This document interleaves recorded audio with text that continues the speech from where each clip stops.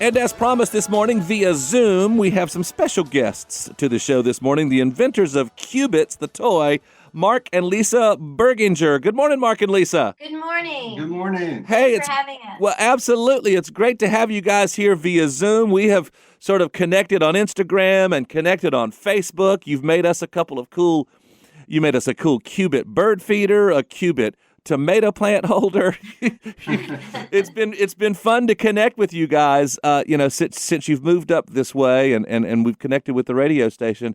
And so I'm just curious. I was looking up Q-bits and saw a little bit of your story and so tell us about Q-bits. What is this toy that you have invented and you've been working at for like 10 years now? Well, the story goes back quite a ways, and Q-bits represents a project that I was working on in college. And when I became older, Lisa and I decided to make it into a toy. And we went ahead with it. And it turned out to be an educational toy. So we really enjoy that part about it. So explain Q-bits to us and explain the inspiration that you got from it. Well, the inspiration came from triangles, really. I always thought that triangles were fascinating shapes. And then I looked at a prism, which is a long triangle, basically. And by staggering prisms next to each other in a stepped sort of fashion, I learned that they could go together to build objects. It's like a modular type of toy. So I learned about modularity, and before I knew it, I was making some interesting patterns that seemed to relate a lot to mathematics and science. And so I thought I was on the road to doing something interesting. So I kept pushing on that idea. Well, apparently you were on the road to doing something interesting because you've had these Q-bit toys, and you've been doing it now for like 10 years. So tell us this story. This has to be incredibly interesting. You were apparently one of the first folks to be featured on the television show Shark Tank with your invention. Yeah, that's right. We were. It was interesting, right, Lisa? Because before that, we did another show. Yeah, it was American Inventors, right? Yes. We tried out for that show. We had gone to California. At the time, we were living in San Diego, and so we drove up to the audition in LA, and I think we had our children with us. We thought we'll do it as a family with Q-bits, and we waited online for hours, and then we went for the audition, and they liked us. And then like a couple of weeks later, the producers called and said, we're changing the format. It's not going to be a family, that. It's going to be a hard-hitting, right, kind of goofy. So we're not going to use you.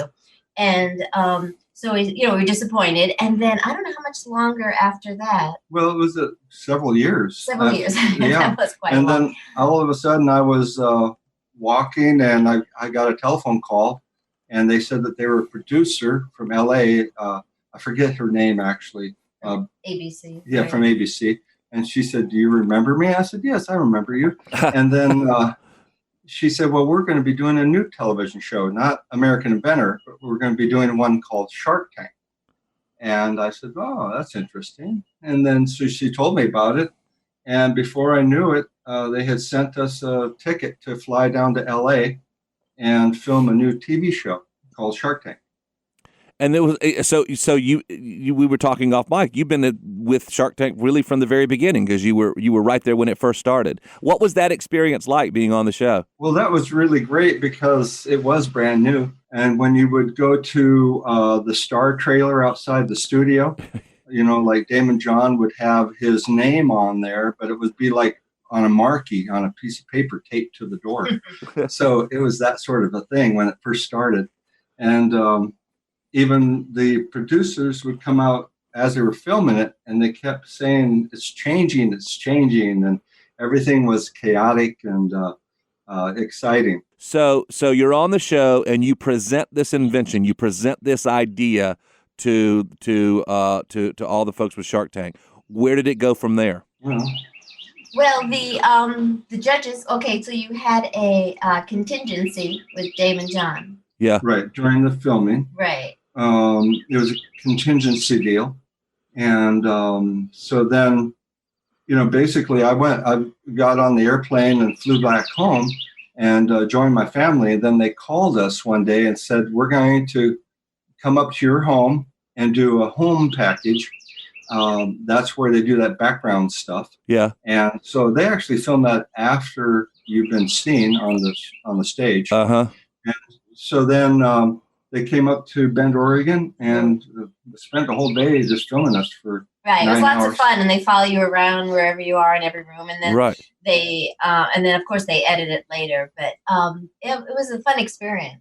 So the bottom line is you're on Shark Tank, and what ultimately did you get investors through the television show Shark Tank? Okay. Well, yeah, the contingency deal was if during the show, Damon John shook my hand, Yeah. did a deal with us. Yeah. And it's a pretty exciting episode. It's a good one. It's got a cliffhanger on it. Uh-huh. And yeah. And then it's first season, the very last episode. And there's a story that goes with that one too. But basically, Damon John shook my hand. And then he said, well, if we get a deal with a major toy manufacturer, then we're going to split it 50-50. And so that's what he tried to do. And he really didn't know toys that well at the time. And so he enlisted Kevin O'Leary to help him, since Kevin O'Leary was a toy expert. And the two of them approached Hasbro and PlaySkill and Play School, or all these people. Yeah. But they had the most traction with Hasbro. And so then they were in talks with Hasbro, but Hasbro at the time, lo and behold, was trying to build their own Lego killer project called, what was it? Creo. Yeah. And so they said, we can't develop two toys doing the same thing at the same time. So they're not going to do it. And then Damon told me the bad news and said, basically, the deal's over now and you're on your own and have a good time. Wow. Well, so you've been on your own, but you've been doing this for 10 years. So sounds to me like you've been doing okay. Yeah, I mean, it helped us. It helped us a lot just because the show just became so popular, and then advertising. They did show us one time, and that got us a lot of people online and to purchase the toy. But ever since then, we actually. But it was good to be on it. But we've been on our own. Then we did our own deal with was it Discovery Toys, right. where they do the Tupperware of toys. Yeah. Right. Well, that was about 9 years ago. That seems like a great fit. So where do we find Q-bit toys now? Well, now we are online on our website, and then we're also available through Amazon. And can you describe to us just exactly how the toy works, how Q-bits work? Okay, well, there's we have like 8 colors now, I guess. 8 colors. 8 colors, and we're so proud that we make Q-bits right here in town with this wonderful company, and it's just so wonderful to have it so close. And everything that we make is made in the USA. So that was a great. I was going to ask that question. Where exactly are they made, and how that works? And you guys have decided to make Western North Carolina, Henderson County, your new home. Yes, we have. Definitely. And so they're being made right here, huh? Yeah, we make. In fact, we've got thousands of new pieces. Yeah, we just picked up more. Like 30,000. Wow. On Sunday, 2 days ago. Yeah. Wow. Well, they're cool. I encourage people to look up Q-bits, look it up online, and it's just Q-BITS, right? No, it's actually Q-U-B-I-T-S. Q-U-B-I-T-S. Toy. Gotcha. .com is the website. Yeah, Qubitstoy.com. Fantastic. And again, being made right here in Henderson County, and we're so glad that you guys are part of our family here in Henderson County now. You make great additions to a very cool place to live. Well, thank you. We love it. We love seeing you at the street events, things like that. Yes, and those street events are coming back. I promise they are coming back. I'm so happy because we love volunteering, and then we love to volunteer, and we've done it in every place that we've lived. Yeah. And here we've done schools and libraries, and it's just great. And the things that we get back from the students. great. Fantastic. So once again, Mark and Lisa Berginger with Q-bits, the Q-bits toys. We're so glad to have you part of our Q family here and have you here in Henderson County. And thanks for being the kind of people that really make a place better when they move here, and you guys are really part of that movement, and we appreciate that very much. Well, thank you, Mark, and we thank you for having us. That's absolutely. It's great to have you, and thanks for sharing the story. Okay. Thank you. All right. Take care of yourselves. Again, Mark and Lisa Berginger, Q-bits Toys, Q-U-B-I-T-S. They're really cool. They made us a birdhouse. They made us a little tomato plant holder.